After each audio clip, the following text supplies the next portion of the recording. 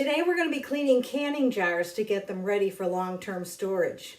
Welcome to Urban Prepping with Pam. I'm Pam. So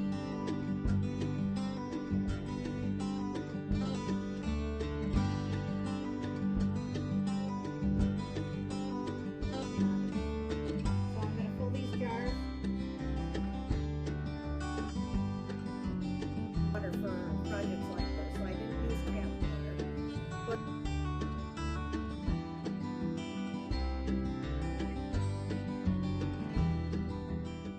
today I'm going to talk to you about the importance of getting your jars prepared for long-term storage. And I'm having to bend over a little bit here because I've got everything positioned so that you can watch what I'm going to be doing. So I'm kind of leaning in. Sorry about the view, but that's how it is. It is important to make sure your jars are really clean before you put them away for storage. And I learned this from personal experience a long time ago. I was noticing when I would take jars off my shelves to use that under the rim, right this part right here, under this area where the threads are for the ring, where the threads are, I would see mold growing, and I couldn't figure out what that was until I realized I wasn't washing my jars before I was putting them away, and the mold was kind of gross, and I didn't want that coming close to my as I was using the food. And also, you want to discourage critters and bugs if they're in storage. Now, I keep all my canning goods in my garage. I have a whole wall that's nothing but shelves that my neighbor and my husband built for me. And there are a lot of jars there. One day I'll take you for a little tour of where I have my storage because I live in an urban home. It's a ranch house. I don't have a lot of storage here. It's not a large house. And so, yeah, I made that mistake. And so this might seem kind of strange to be doing a video on washing jars, but as I said, I'm taking you along as I'm doing what I'm doing, and hopefully this will be helpful for you. Now, I canned peas last night, and I did not record that, and I'm sorry that I didn't. But yesterday was Father's Day. It was crazy. The whole weekend his kids came over, wanted to spend time with their dad. And so in between visiting with kids and making food to eat and things like that, I didn't have time. I was just doing my canning and, sort of by the seat of my pants, and I didn't have time to record. We finished our harvest of peas yesterday. So I've done pea canning before, and then I did 14 jars last night. We still have peas out on the vine, but we're going to let those go, and those will be our seeds for next year. So we're not going to be harvesting anymore to eat. When the corn comes into season and I can my corn, I'll do a video on that. That I have to purchase. We don't grow our own. And so, like a typical urban home, we have to buy our produce sometimes. But you buy it when it's in season, when the price is low, and then you can enjoy it all year round at that price. Canning peas is the same as canning corn. The process is the same. I do it raw. I don't cook them first. And so I'll bring you along when I do my batch of corn, or one of my batches of corn, because I'll probably do several. But today I'm gonna show you how to prepare your jars for long-term storage. Now, when you store your jars, you do not leave the rings on. The reason being, right now this is sealed. But if the seal were to break and air were to get into this jar, you want to be able to see it right away. If I had this ring on my jar and the seal failed, the ring would hold the lid on, and I might not realize or might not notice that the seal had broken. So you want to keep your rings off for storage. So what I'm going to do is I take my rings off. I will wash the rings and use them again for my next canning project. And I'm not going to wash those today, but you need to wash them. because every time you can, now peas are done with a pressure canner. And every time though, whether it's a pressure canner or whether it's a water bath canner, you're going to have siphoning. Siphoning means some of the water that's in here comes out. Well, peas have a large sugar content, and especially these were just picked yesterday, so I wanted to make sure I canned them as soon as they were picked. So the sugar content is the highest that it will be, and I can feel how sticky it is around underneath where these rings were.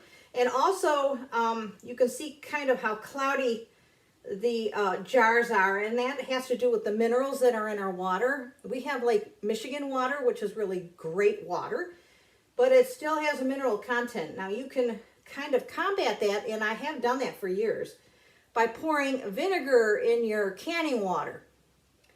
But what I've noticed is that it really takes a toll on my rings when I do that. And also even on the lids. And so I just think the acidity does something to the metal. And so, I don't know, I might go back to it. I'm not sure because I don't like how cloudy this is, but it'll come off when I wash it. But it does wear out your rings faster.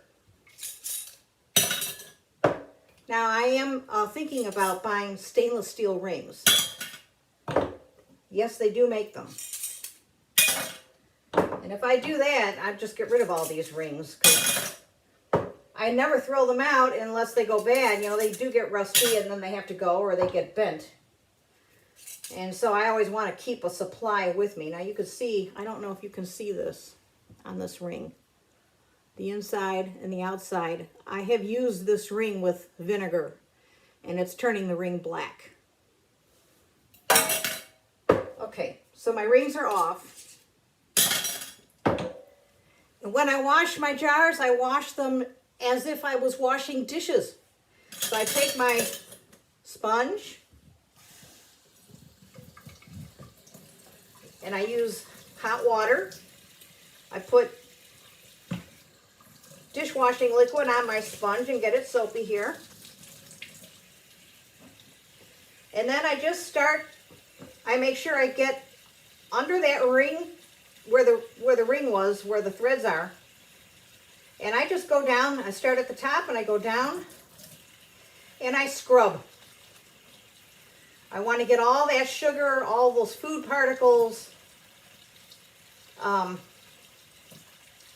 the water that when you're canning, you put water in the jar, and that gets kind of sticky from probably from the sugars, and also it's starchy. So there's starch in that water, see? So I use soap and a sponge, and I do the top, the sides, and the bottom. And then I either let them dry, or if I'm in a hurry, I will wipe these dry, and I use a Sharpie. And on the top I will write, I don't really have to write peas. Sometimes you have to write what it is because you might not know what it is a year from now. It's pretty obvious that these are peas. So I will just write June 2020 on this jar so that I know how old the peas are. I don't expect that they're going to last more than a year, but they might.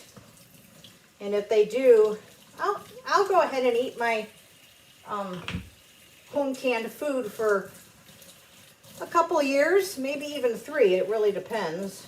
But it'll be good for 2 years for sure, as long as the seal is not broken.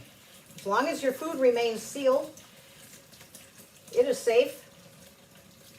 Although I do go, and this is just me, they recommend that when you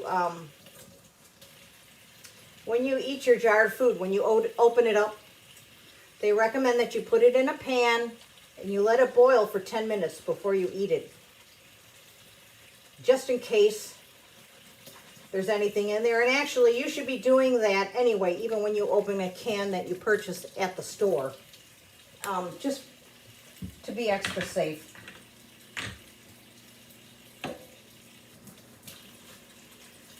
But I go ahead and I'll usually let mine boil, not hard boil, but I let it boil for 20 minutes, just to be safe.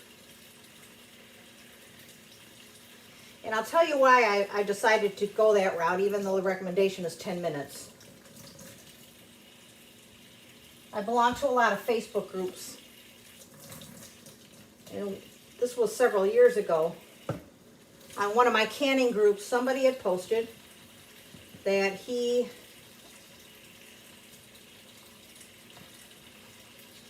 don't know if he was a chemist or a scientist, but his job was to check food for bacteria and things like that. And he happened to post, just knowing what he knew, he said he would feel better for himself boiling for 20 minutes instead of for 10.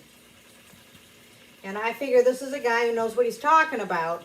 It's not going to hurt me to go an extra 10 minutes. And, you know, you're going to find,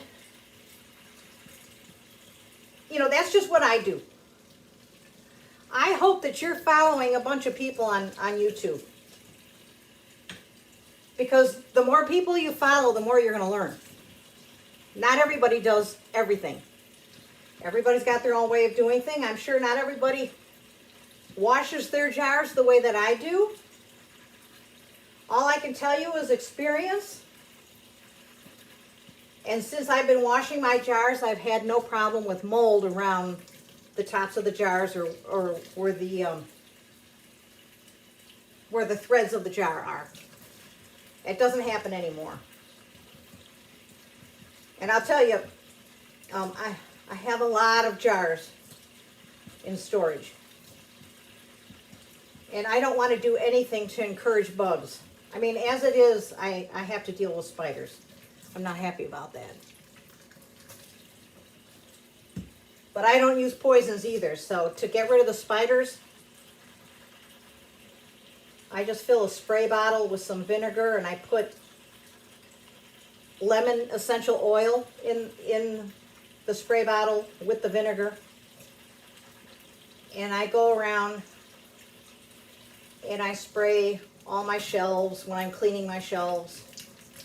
I'll spray behind my food because there is a gap between the wall and the shelves, a small gap. Spiders don't like lemon.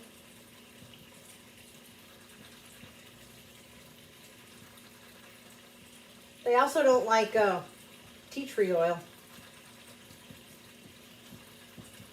And so I just spray that around where I keep my jars to keep the spiders away. Because I am definitely, arachnophobia is one of my issues.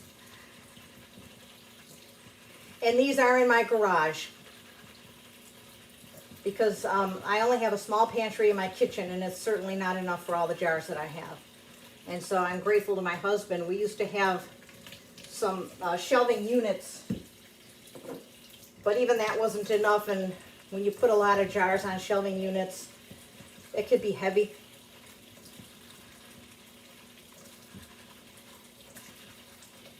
Here, that's it. I will let these dry. I'll let those dry. I'll mark the tops with a Sharpie pen, and then I'm done. So that's all there is to it. Just make sure your jars are clean. How you choose to go about it is up to you. This is how I choose to go about it. I hope you learned something today, and I'll see you next time.